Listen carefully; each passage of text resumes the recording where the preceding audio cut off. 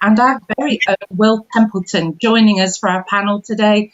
So good afternoon, good morning to Trevor. I best just explain that Trevor's joining us from Canada and it's 5 a.m. on his last day there. So good morning and good afternoon. Good morning. Hello. And guys, maybe we can take it in turn. You could give everyone a little introduction. And of course, if you've got your books handy, tell us a little bit about your book. Will, would you like to go first, my dear? Oh, join me in. Hi, I'm Will Templeton. As some of you will know, I am one of the admins here on UK CBC. And I'm also the author of, can you see that? Births, Marriages and Death, which will be the first, hopefully, of a series featuring a registrar character called Edward Maxey and his best friend, who's a detective sergeant, who's Luke Preston. They get into situations that Ed's registration background helps him to work out the details. I've also written a number of plays in the past.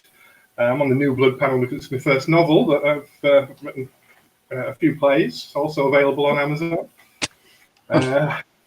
which is a very different discipline to writing prose, but also very enjoyable and rewarding. Lovely. Yeah. Thanks, Will. Chris, would you like to give us a little introduction to your book? I will. Hello, Chris MacDonald.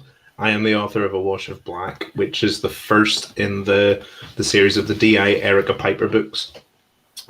This one starts with her returning to work after an enforced year off, which sort of goes in through the story. And it starts with finding the body of a famous actress on an ice rink.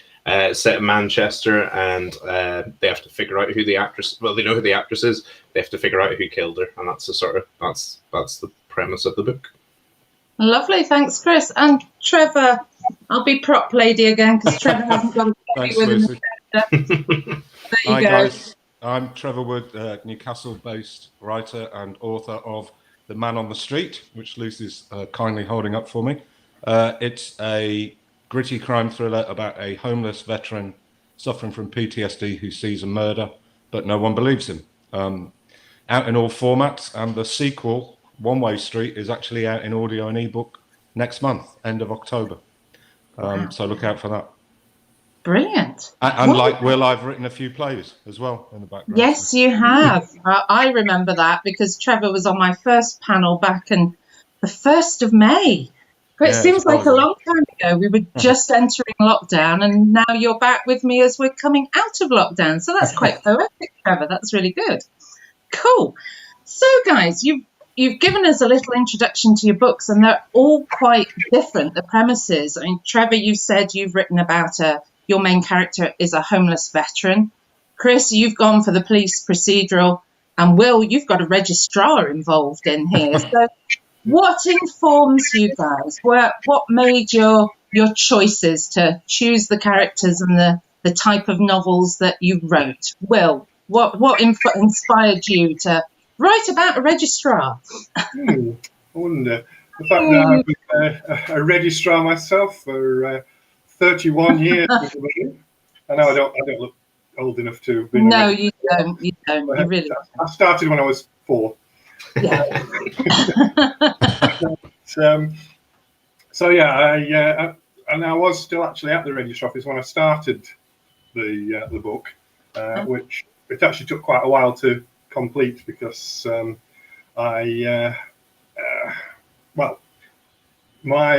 was writing. I started back in 2004, I believe. Gosh. And my mother died basically when around that time, and I just sort of didn't really want to be writing about murder and death and horrible things. So I put it aside, and then I came back to it a couple of years ago, sort of dug it out, blew the dust off, and obviously a lot of things have changed in like 15 years in between.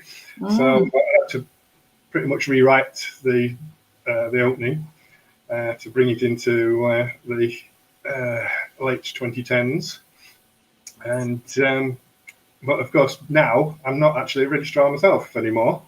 So I had to actually ask other people certain details. But it's obviously that was the initial background. I was a registrar, so it seems logical to make the character a registrar. Lovely. And Chris, what about you? What made you choose to go down the police procedural route with yours? It was always just the type of book that I enjoyed the most. And probably about 10 years ago at university, I had the sort of initial scene in my head, and it just stuck there for like I say, 10 years. And then I thought I might give it a go and write the first chapters and see how it goes. And it needed a detective, and like I say, that was what I was reading at the time, just loads of different crime novels. So I made her up and took her from there. I don't have a police background or anything, so yeah, that was my biggest fear, that I'd sort of get so much wrong that it would render it, bad to read. But it seems to have gone okay. No, it's a very enjoyable read, Chris. I can say that hand on heart. I'm not just buttering you up. I did enjoy it. Thank you very much.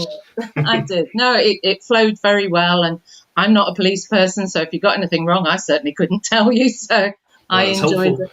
I enjoyed it. I sort of read a lot of forensics books. Right. Unnatural Causes was a really good one, and the Val McDermid one. So yeah, that was the sort of my main. People don't want to, like, I read a few ones where it said people don't want to know the actual ins and outs because stuff takes weeks. So people want it real, but not overly realistic. So I thought if it's exciting, it can't be bad. Yeah, no, that's cool. And Trevor, now you've had a bit more coffee. Can't have too much. See it going down. So tell us, why did you choose to write about a veteran? Well, what was it for you? I think, I mean, there were loads of things, Lucy, really. I think Chris is very brave to take on the police procedural. I think I'm inherently lazy, and I couldn't really be bothered to do the research that I would have had to do. And it's also a really crowded market. It's very hard to make your book stand out if you're writing police procedurals, I think. So I've always liked stories about kind of outsiders who get caught up in things kind of beyond their control and have to find their way through it. And I was kind of looking around, and I just read a stat about 10% of the homeless are estimated to be ex-servicemen. And it kind of caught my interest because I was in the Navy for 16 years. And I kind of wanted to work out how that happened, how you went from being a disciplined, organised, pretty competent guy to ending up on the street. And I thought that would be an interesting story and the basis for a crime novel as well. So, and I knew the ex-serviceman stuff because I was in the Navy for 16 years. So I thought I can do that. And then I just had to research the homeless bit. So I started working for a homeless charity, volunteering, which has been great. I still do that now. That's one of the food kitchens, isn't it? Yeah, it's the People's Kitchen in Newcastle that feeds about 100 people every day. Even during lockdown, they closed for a little while, but they've reopened again. And I'm abandoning them while I'm in Canada, sadly, for a few weeks. But I'll be back next week. Just can't get the staff. Well, the food won't be quite as good, Lucy, without me there, obviously. Of course. I bet they can't wait to have you back. You won't be allowed jet lag, Trevor. You'll just have to get stuck in when you get back. So, Will, you said you'd written plays before, and I know Trevor has as well, because I had the pleasure of interviewing Trevor before. Chris, had you had any writing background at all, apart from... I don't want to dismiss university because God knows you do an awful lot of writing at university. I can still remember it, even though you've made me feel old, Chris, for being... Thank you. But obviously there is an element of sort of crafting your essays and whether or not, you do the whole hog and do a dissertation or not. But did you have any other writing background, Chris? Not since then. And I was thinking about this today, actually. I don't think at 18 and whatever you're you're not bothered about essays. Like I did the bare minimum, scrape by. My dissertation was on Twilight. And I look back and think, what was I thinking about? Hey, don't knock it. It was a good series of books. It was a good series of books, and then I expanded. But yeah, it was dreadful. I read it back a few years ago, and I just thought, what was I doing? No, this was the first thing I ever tried my hand at. Right. I was a massive reader, and I always was, and I like I say, I had this idea floating about, and one day I just thought I might as well have a go. So yeah, this is the first thing that I've ever tried. Yeah, and Trevor, you tell us a little bit about your playwriting, because it was very entertaining, and not everyone will have heard it. You did write some corkers. I kind of stumbled into it, really. I when I left the Navy, I did a journalism course, and one of the other guys on the course was interested in writing, and just kept badgering me to do something with him. And one day, bizarrely, we both gave up our jobs and decided to write a play. Oh, wow. And 3 or 4 months later, it was on in one of the local theatres, professionally produced. And then the second play we wrote was a play called Dirty Dusting, which is about... That's the one. It's about 3 elderly cleaning ladies who start a telephone sex chat line. And that went crazy. That's still touring now all over the world. Wow. It's like a franchise. So, Australian actresses do it, and it becomes an Australian play, or Irish actors, or so we played the Gaiety Theatre in Dublin for a month with an Irish cast, and that's a huge theatre. Yeah. So we had an enormous amount of fun, and we co-wrote about a dozen plays off the back of that, really. And then about 5 years ago, I decided to try a crime novel. Cool. For a change, and it helps. The playwriting helps. I mean, I'm sure, as Will would acknowledge, you're pretty good at dialogue if you're writing plays, because that's pretty much all they are, So you have to learn the other bits. But I was pretty confident I could do the dialogue. Yeah.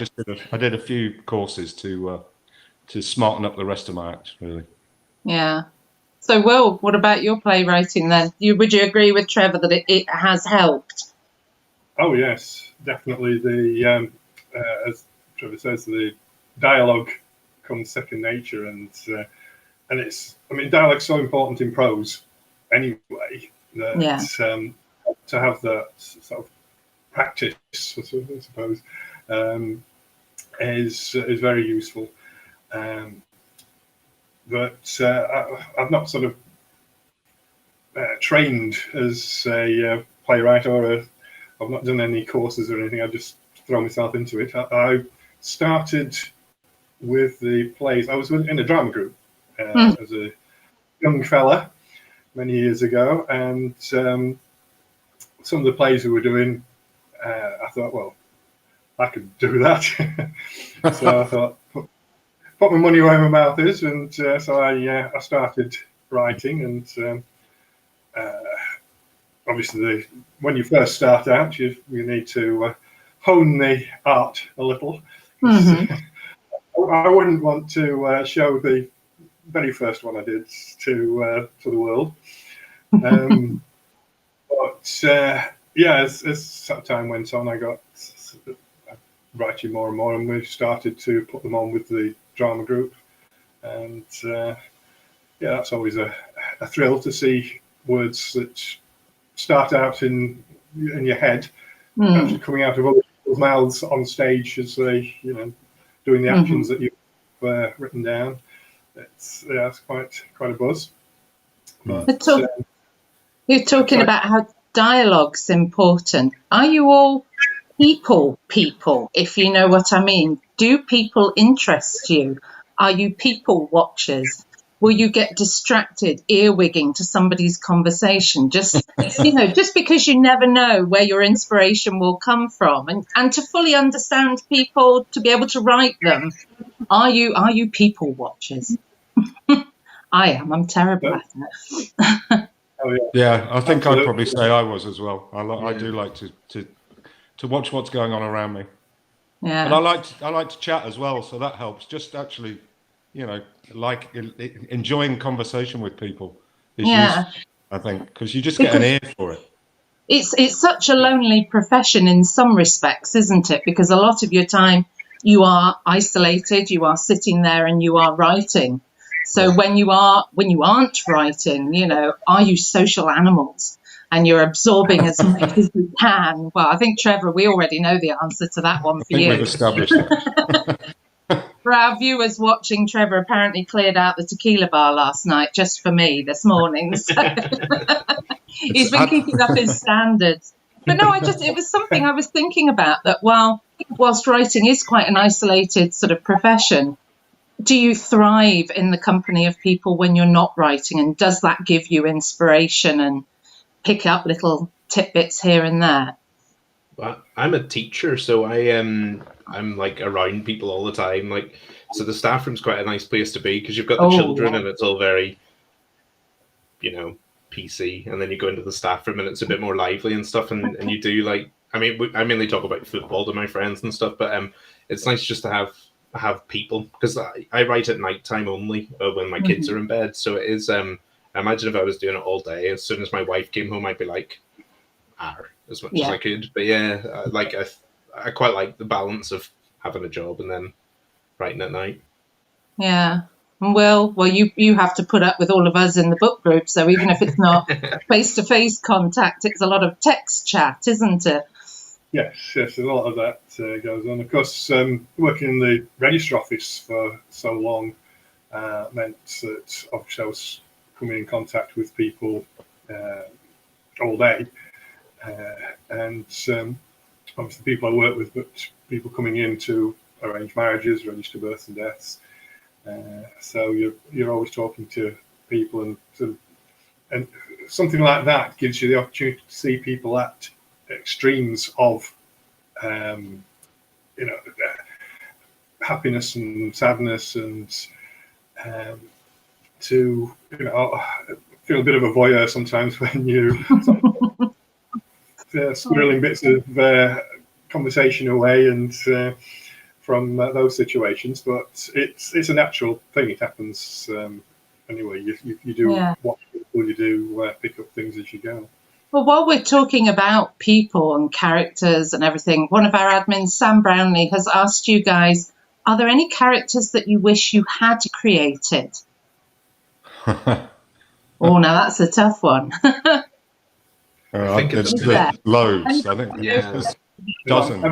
Every time you read a book, you sort of think, a book that you enjoy anyway, you sort of feel that you wish you'd sort of got some control over these characters, and that you could sort of steer their futures, and that you had actually come up with them in the first place. That's I just read, I don't know if anybody else has read Chris Whitaker's book. I just read it the other day, Trevor. I read it a week or so ago, and I can't. Is the name Daisy, Chris? I can't remember. There's a 13-year-old girl. Say again? Duchess. Oh, Duchess, yeah. There's a 13-year-old girl character in it, which is fantastic. Right. I mean, it's a brilliant book, but her character is amazing. I would love to have created her. Yeah, so I'll take that one. Okay. And Chris, what about you? I think at the minute, Tilly Bradshaw from Mike Craven's books is just, it's such a different character in like all the sort of police procedurals that I've read, that it's just, I think it's so unique that when I'm trying to think of something different now to write, I just think I can't go near her. But where's like the other niche? It's like you don't want to rip anyone off, but I'm glad they have taken her. Yeah. Oh, cool. We've had a question from one of our author members, Valerie Dickinson. She's asking, what do you all do when you're not writing? I think we've established what I do. Yeah, that's true. Normally drinking competitions with Howard Linsky. I do play cricket as well. All right. But obviously that's been a bit interrupted this summer, sadly. I got a couple of games in just before I came out to Canada. We got a couple of games in. Oh, brilliant! Towards the end, but yeah, that's my kind of relaxation, if you like. When it's away from the pub. Yeah. Chris, what about you? What do you like doing? You mentioned football. Yeah, I quite like football. I used to play five-a-side on a Wednesday night, and that was good fun. I've got two young children, so a lot of my time's taken up with them, really, which is lovely. It sounds like that's a negative, but no, that's lovely. And ages are they? 3 and 2. Yeah, Wow. no, I can remember 3 and 2. Yeah, Yeah. not great. So it's Lovely, lovely, but it's very time consuming. Yeah. Will, what about you, my dear? What do you like when you're not writing? I'm still involved in the local theatre scene, doing plays, and hopefully I've got a new one which hasn't been published yet on Amazon, which I'm hoping to try and get out on stage.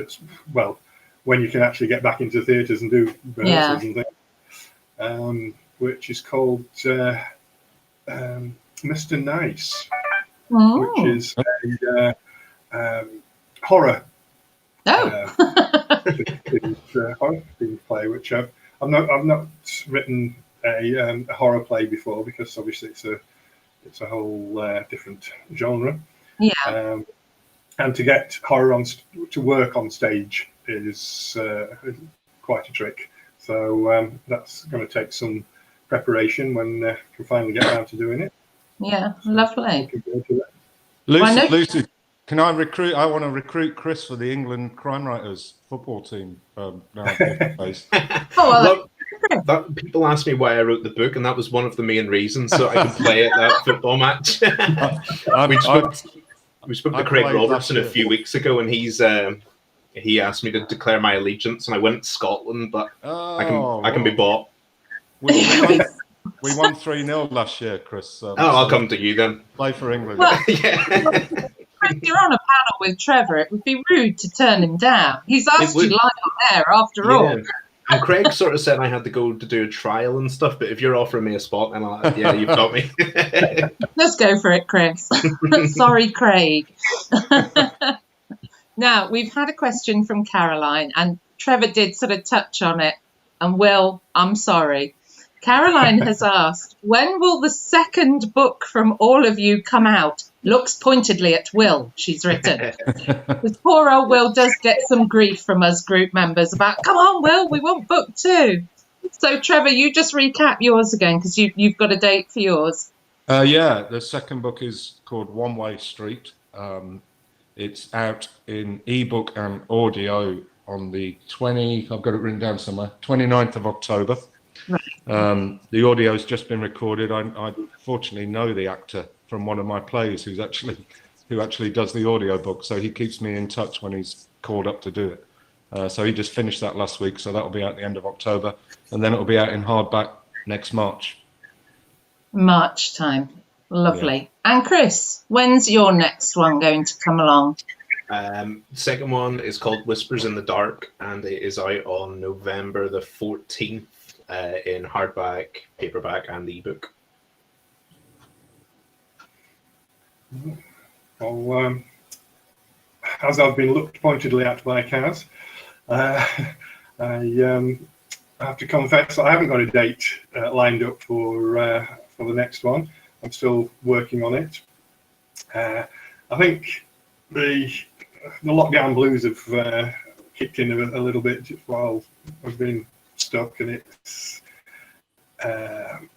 not been that easy to get into the mood for writing, I think. But I've picked it up again now, and I'm going with it, and it shouldn't be too much longer. Hoping to get the first draft finished at least in the next couple of months. Fabulous. And of course, in the meantime, I'm working on Kath, another of our admins, to get the UK CBC anthology together. Yes, I know. We're definitely going to give this a mention. This is a little short story collection that we are hoping to put together to raise money for charity, isn't it? That's right. The Red Kite Academy, which is a special needs school. And we've been getting quite a few stories in already, so it's looking like it's going to shape up into a very good book. And so But we're still open for more submissions, aren't we, Will? Absolutely. So I know Trevor doesn't like short stories, and I did ask Trevor. No, go away, you horrible woman. I don't do that. Chris, if you're interested in writing a short story, or anybody watching, any of our author members watching, if you want to, you've got until the end of September. That's right, isn't it, Will? That's right, yeah. But if you can get them in sooner, that would be better. We don't want Will and Kath getting snowed under on the 30th of September with all these late entries, but we're not going to grumble, are we? Because it's good. The more the merrier. Oh, lovely. We've had a question come in from Steve Munoz. Now, Steve's in California, so he's about on the same time scale as you, Trevor. Morning. Prop your matchsticks up. Steve has asked you all, do you have a favourite crime writer, favourite book? So who would like to go first? Trevor, go on. You can go first. Oh, God, can I give you a list? There's so many of them. I mean, recently, I've really loved Dominic Nolan's first two books, Past Life and After Dark, are both fantastic. Doug Johnston's Breakers, I thought was superb. Lou Burney's American books, November Road, and The Long and Far Away Gone are both amazing. But if I had to choose one, I'd probably say Dennis Lehane and his Patrick Kenzie, Angie Gennaro series, which includes Gone Baby Gone, if you've seen the movie. But they're great. Any of those, all in any of them. It's not an author I've read, but I do keep hearing an awful lot about him, so I've got some catching up to do there. He's superb, Lucy. He wrote, I mean, he's done dozens of things, but he wrote for The Wire as well, the TV series. So, yeah, superb writer. Oh, brilliant. Well, I know. I think I did try looking for him in Nottingham Waterstones the other day, but they had no Lehane. So, hey-ho, never mind. Chris Whitaker was bought instead, so there we go. Oh, that's a good substitute. That was nice and easy to find because they had a table out with all of his copies on. So I was like, that's easy. Thank you very much.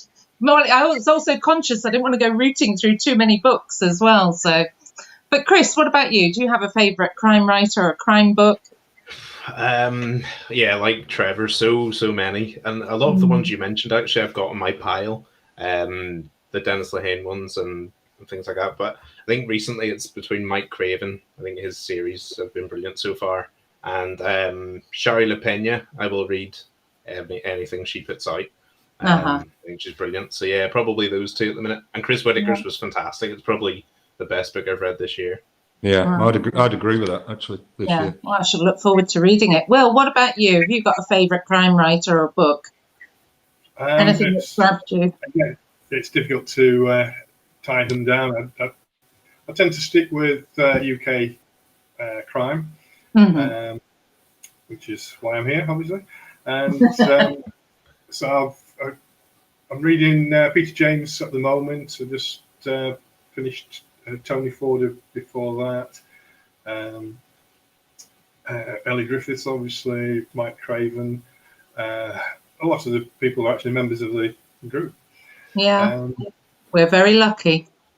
Yes, we are. And but Mark Billingham, with a few of his. I like series. I tend to follow a series. So, but as for a particular, so it's difficult to sort of pin one down as being a favourite. Yeah, no, I can relate to that. Well, we won't make you struggle to think of one for much longer. Then we'll move on. Sam Brownlee, our admin team, has asked, and it is a good one considering the panel. What did you learn when you were writing your debut? What was the biggest thing you took away from it? What did you learn? That it's difficult.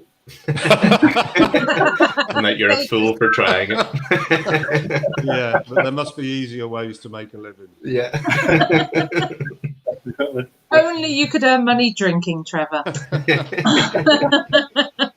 I think for me it was how valuable it is getting other writers to look at your work. That's what I learned. Because I did the crime MA at UEA, the first the first one they'd done with 10 other people.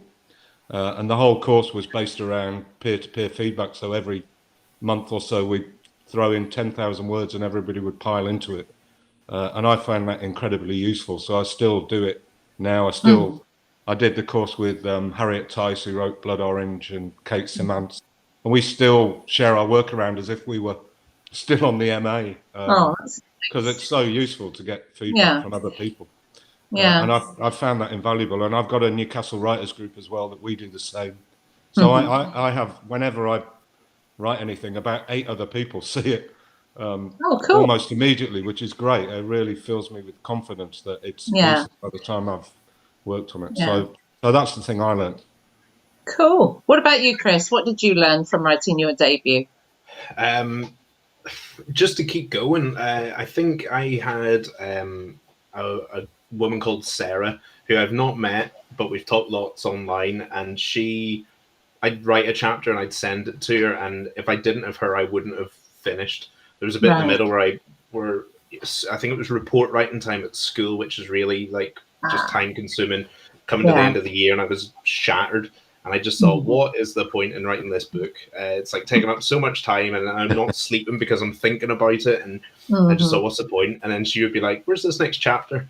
So I'd be like, best crack on. And if it wasn't for her, I wouldn't have finished it. So I think, like Trevor said, having that support network of, you know, people that want to read it and people that are critical as well, not just saying, oh, it's all brilliant. I think you need, because I find stuff I wrote where I went like, that's beautiful. And then I thought, but it does nothing for the story. So they say kill your darlings. And there were some sentences where I thought, you know, I'm showing off a bit. And you have to get rid of them. So yeah, it's being self-critical as well, I think, because it's like the Twilight dissertation all over again, isn't it? I'd say don't do that if I was going back to talk to myself. But I think just, like Trevor says, seek out support and people that will be honest with you and be critical.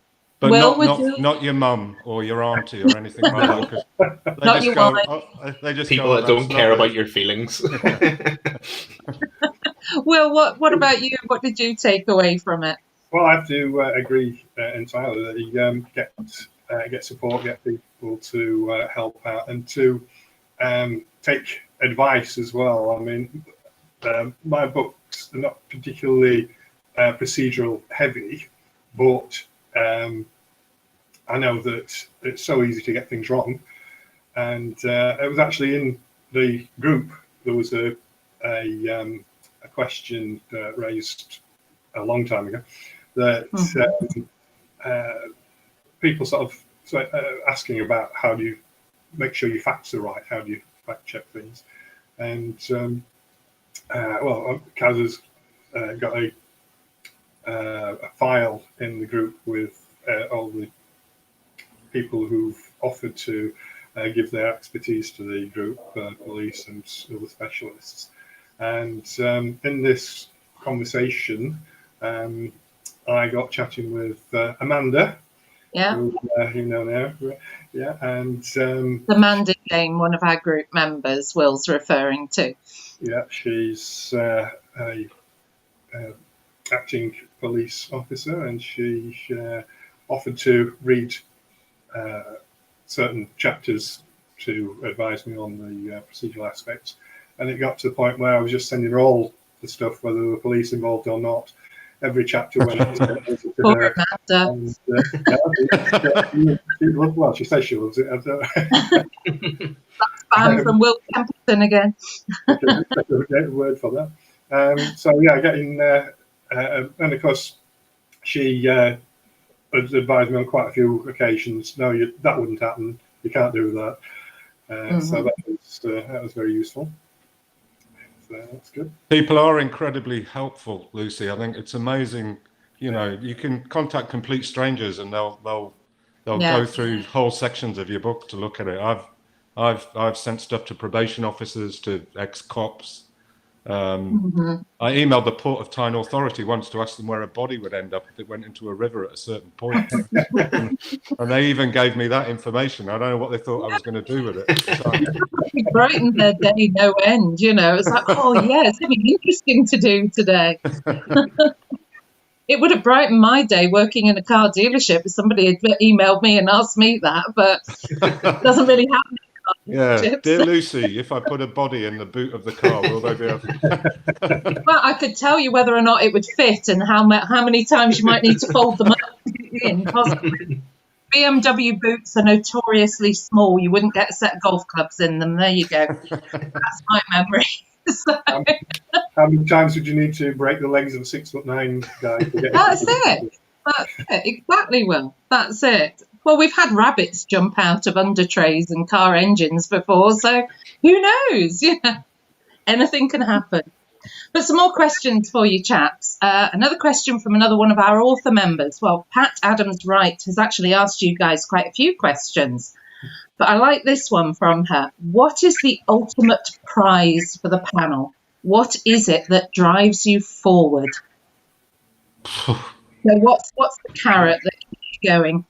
I think just being able to keep writing books and getting them published, that's my goal, basically. As long as my publishers like what I'm doing and they keep offering me another contract, I'm happy. You can't, you've got to manage your expectations in this world. If you start to measure yourself against people who are selling, gazillions of books and have had huge advances, then life will be miserable. Just, keep your goals fairly simple. And it's a privilege to be able to write for a living.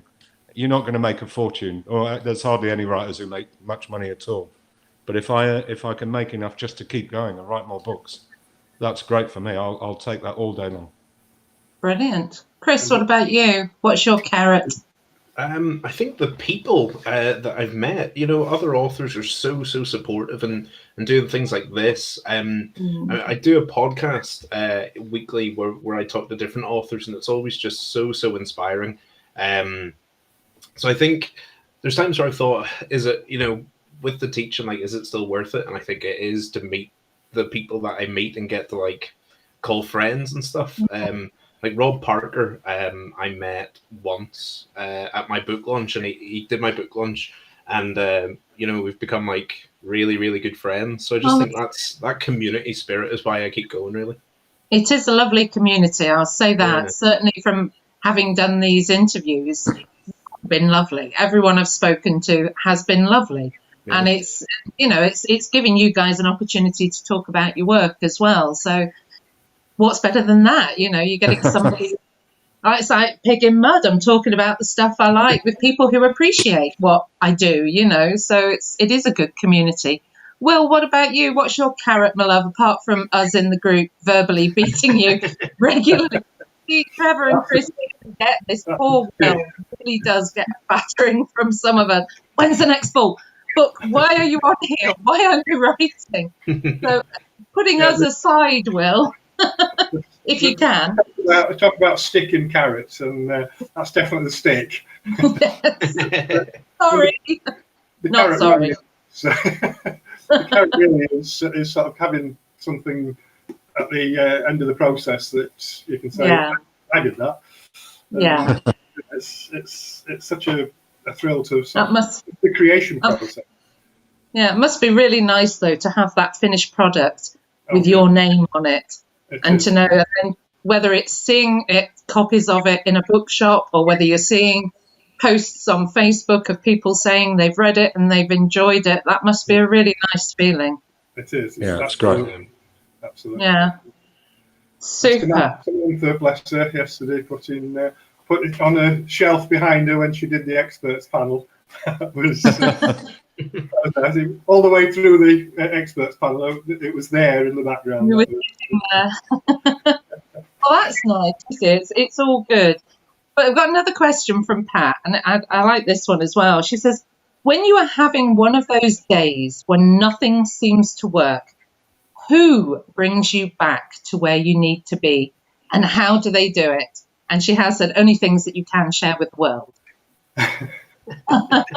So who is it who brings you back down to earth, who puts you back in the right place? And well, you're all desperately trying to think, oh God, who do I say? Who will I offend if I don't say them? It's the cats. It's the cats with me. They're the only ones who are. I'm being dead-eyed now by one of them. He's sat over there giving me a stare. Because there's only me and the cats here most of the time, but I do have my daughter, who is 20 now, believe it or not. Ah, it's scary. And so, I mean, she's obviously very grounding. She read Birth, Marriages and Death before anyone else, and well, the first proof copy. I'll let her see that. Obviously, Amanda had read it, but Phoebe read read it as a book, complete first of all, and I'm sort of sitting back trying to not sort of grab her by the neck and say, "What did you think?" So eventually she finished it and said, "What, how was it then?" She said, "Yeah, all right." High praise. Thank you very much. I think it was high praise from me. She was 19 then, so I think that was high praise indeed. But yeah, very grounding when you think you've created this marvelous thing, and all right. So it's Phoebe and the cats for you. What about you, Chris? Who is it you round? Probably my wife, who she doesn't read crime and anything sort of squeamish or whatever. She's not good with. So we've been on like a few long journeys, and I'll have sort of come up with something in my head, and I say, "Oh, can you just write this on your phone?" Somebody gets bashed over the head. She's like, "Why are you thinking about that now?" When you're but yeah, she read it and really liked it, and I thought that was like the sort of first milestone, because I didn't think she would. And she sort of had got these bits all along where she's been like, "Oh, really? Are you going to write? Like, do people actually want to know about this kind of thing?" So yeah, all the way during it, I was like, if I can make her like it, then that's my yardstick. And she did, luckily. So yeah, she read it before I sent it off to people. So that was like I've won her over, so it must be all right. All right. So your wife sorts you out. What about you, Trevor? Is it your wife who brings you back? I'm going to join those two answers together, Lucy. But yeah, both my wife and my daughter, they're both Geordies, and if you want somebody to bring you down to earth, you couldn't do much better. And obviously I'm an imposter Geordie. I've lived there for 30 years, but I wasn't born then. But those two were, so they put me right. So yeah, those two. Good. It generally is, I think, the women in people's lives who keep you grounded. Absolutely. I think we keep you grounded, but we will be your number one supporters as well, and we will urge you on, so God's sake, if you want to do this, do it, get on with it, sort of thing. So we've done hobby. Oh gosh, Pat wanted to know, I mean, Trevor, you mentioned cricket, but Pat also asked you, during normal times, do you indulge in any kind of physical exercise? I don't think I've ever asked an author that before. I think you have to. You all more often. If I didn't, I'd be the size of a house, basically. So, I mean, basically you're sitting on your arse all day long, so you've got to do something. So I go jogging as well. That's my get out. And it also helps if I'm stuck with the writing, if I'm really struggling and it's just not flowing. Going for a quick 25-minute jog. I come back full of ideas. So it really works for me as a way of getting a bit of exercise, getting out of the house now and again, and coming up with new ideas. Because I don't want to think about the jogging because I hate it. It's but I think about the book the whole time. Yeah, I just think about my plot problems and the characters and whatever. And by the time I've got back, I've kind of got a new idea to work with. So I do a lot of jogging. Oh, good for you, Chris. What about you? Do you still keep your hand in with the football, or are you a jogger too? I used to be a jogger. I've done a few half marathons at my time and things like that. But a few years ago, I tore the ligaments in my ankle. Ouch. A few years before that, my knee. So if I jog now, the day after, it feels like a floppy elastic band, and it's horrendous. So I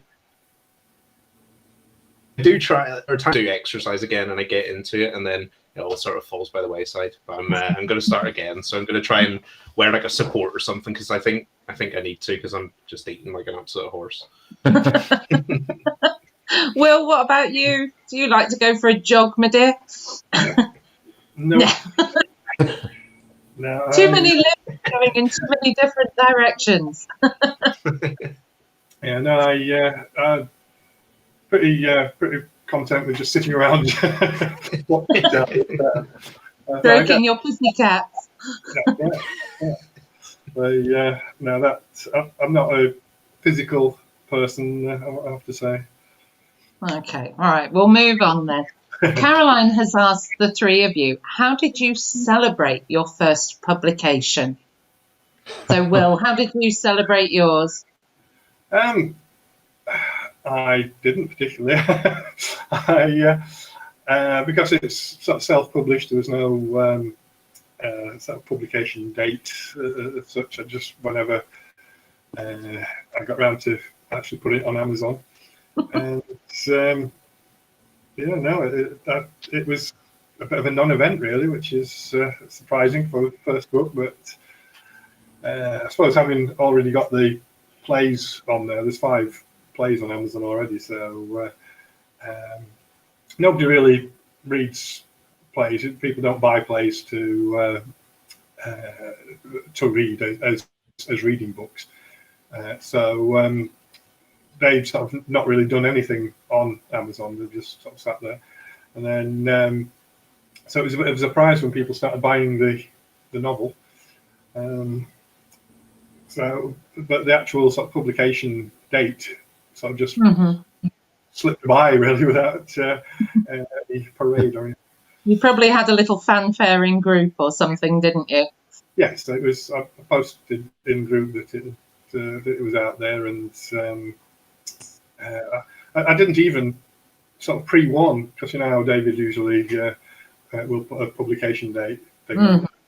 I didn't even say, right, I'm publishing it on this date and get an announcement. I just sort of did it and sort of told 1 or 2 people, and then word spread. Right. We're going to have to do something special for book 2 then, Will. Not allowed to slip under the carpet like book 1 then. No, not fanfares. Chris, what did you do, my dear, when your debut was published? Did you have a big fuss about it? Yeah, bigger than I sort of don't like to be the centre of attention, but I sort of organised a book lunch, and it was just in an upstairs room in a pub in Stockport, so it wasn't anything massive, but it was just a few people from work, and like I say, Rob Parker did the sort of comparing, and we did a quiz, because I thought I don't like going to these things and it's just like quiet and people are watching you, so I thought loosen people up with a quiz, and I got them to read out. There was like Morrissey brought out a book a few years ago and it had a dreadful sex scene in it, and so I got him to read it out and ask who wrote it. So that was like the icebreaker. It's still like the thing that I remember from it. Rob Parker's obvious discomfort. And then we just did like a bit of a chat, a bit like this, questions about the book and things like that. And yeah, it was good. It was like relaxed, which is what I really wanted. So it was nice. Brilliant. And Trevor, I remember yours was a bit odd because lockdown struck, didn't it? Yeah, really? my hardback was published on March the 17th, I think. And I had a big launch planned at Waterstones in Newcastle with about 100 people coming along, and it got cancelled on the lunchtime of the day itself. But it was kind of, lockdown hadn't really kicked in. It was just the bookshop cancelling events. So I kind of messaged everybody I knew who was coming and said, look, they're still open. They're selling the book. I'm going to be sitting in the pub down the road. Go and buy the book. Bring it along. I'll sign it. We'll have a beer. And about 30 odd people did. So I had a lovely time in the back room of the pub. Just about 30 of us. There was nobody else in the whole pub.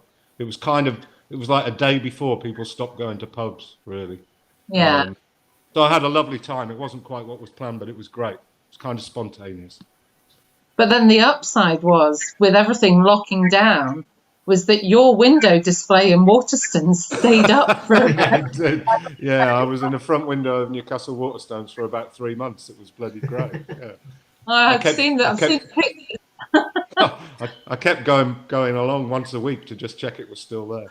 It was me and Hilary Mantel. It was a good combination. Oh, interesting. I know which one I'd prefer. Crikey. Yeah, I know whose cells I'd prefer. Oh, no. I think you'd be more interesting to chat to, Trevor. So I don't think I get Hillary on the tequila the night before an interview, unfortunately. Oh dear! No, I'm just going to see if we've got any more. We've asked that. Will's been battered enough. So there was a question from TG, one of our members, who's also a writer as well. And T has asked you guys, do you enjoy other genres as much as crime? I mean, obviously, we've touched a little bit and we've asked about your favourite crime books. But are there other genres that you really like? One, Trevor.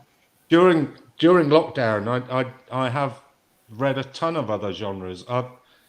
One of the nice things that's happened is there's a big group of debut authors who kind of got together to kind of support each other. And they're not from crime or any particular genre. They're from every genre you can imagine. And I've been catching up on their books. So I've been reading historical fiction and chick lit and rom-coms and you name it. And I've actually really enjoyed it. They've all been terrific. Yeah.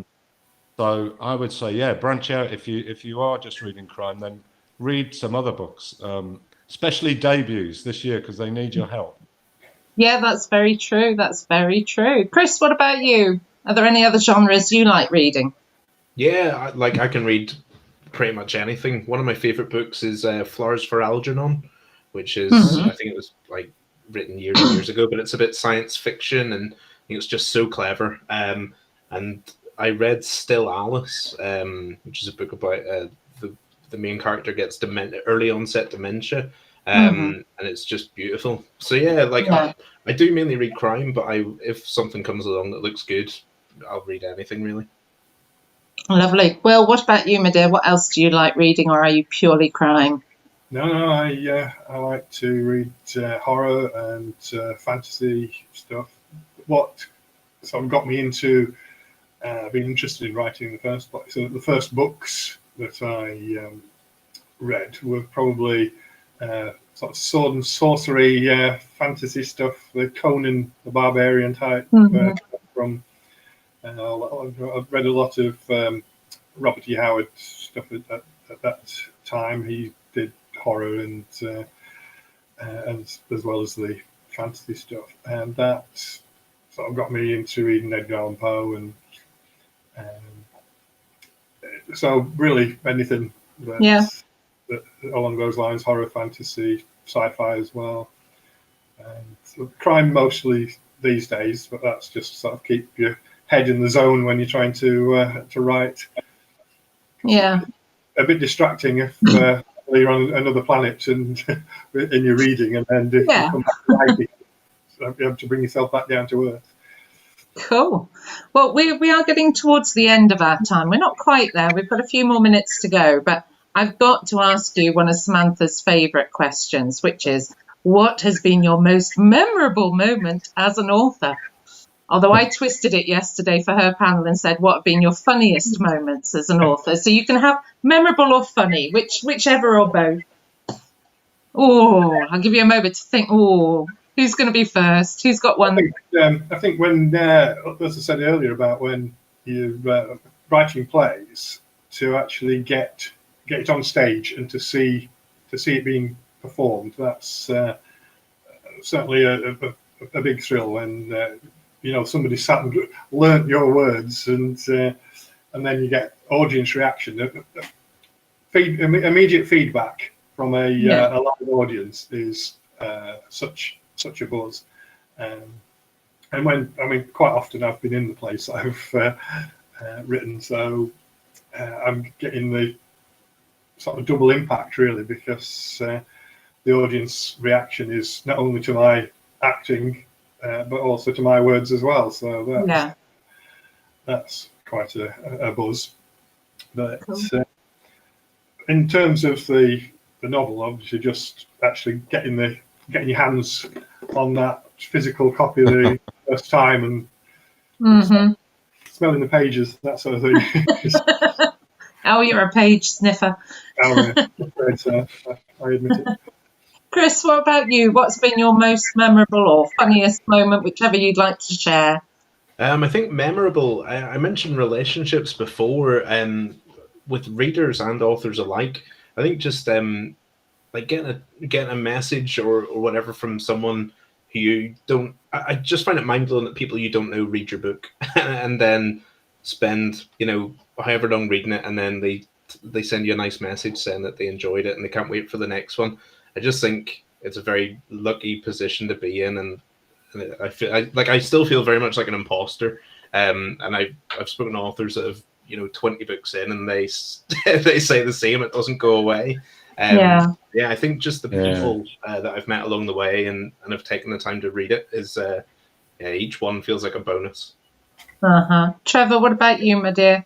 What's been your most memorable? There are so many. There's so many. It's really hard to choose anything. I mean, I think like Chris says, it's getting recognition from other people. I think from other writers. I mean, I got a quote from Lee Child for the book, which was amazing. And Val McDermott, I think being chosen by Val McDermott for the Harrogate New Blood panel, when somebody like that kind of, gives you a seal of approval, it's kind of, you just kind of stare at the screen or listen to the phone call going, how the hell did that happen? That's amazing. So those, I think, but probably of all of them, I think it was the book's been optioned by World Productions, who did gone blank, Line of Duty and Bodyguard. Fab. So getting that email that they were interested is probably the most memorable. I mean, whether anything comes of it, who knows? Lots of books get optioned, but just to have it as a possibility is terrific. I think it's nice to know that they've thought about it and they are considering. Exactly. Yeah. Okay. Well, as we draw to a close, what would be your advice to somebody who's just starting out or who is thinking about writing a book? What is the best advice that maybe you got given that you would like to pass on to somebody who's in that position you were a while ago, with that first book itching to come out? Will, have you got any advice you'd like to share? Well, you've just got to get stuck to it, really. That's the thing, because writing is something that you get into the habit of doing if you get a routine where you on a regular basis get set a time aside, something like that. I mean, I'm saying all this, but I'm dreadful at sticking to routines. But I do think it's a good idea, and when I've done it, I know I've been a lot more productive than when I've let it slide. So I know it's good advice. just do it. Just get on with it, and stop procrastinating. If you end up writing stuff that's you end up having to trash the next day, it's easier to edit stuff that you've written rather than edit a blank page. So just get it out there. Yeah. Chris, would you agree? Something similar, or? Yeah, one of the things that really helped me, it was one of the Connollys that said it. I'm not sure which one, but he said every day move the story on a bit. If it's by a sentence or a paragraph or a whole chapter, every day, move forward a little bit, and it'll help you, because if you leave it to fester for a few days, you start to resent it almost. So if you're not feeling it, write a sentence and go away, and at least you've done something that day. That really helped me. Trevor, you sound like you agree. I agree with all that. I don't think it matters which Connolly it was. You're in good hands. I mean, I've said it before, really, Lucy, but I would say find other writers. There will be some in your area, in your town, your village, whatever. They're out there, and you're not alone. And find them and share work with them. Okay. That would be my top tip.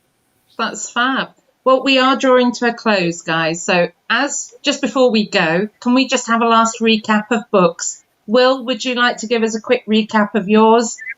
Okay. That's Births, Marriages and Death. It's set in South Yorkshire town. The main protagonist is a registrar who and also a detective sergeant who work together to solve a murder. And Chris? Quick recap.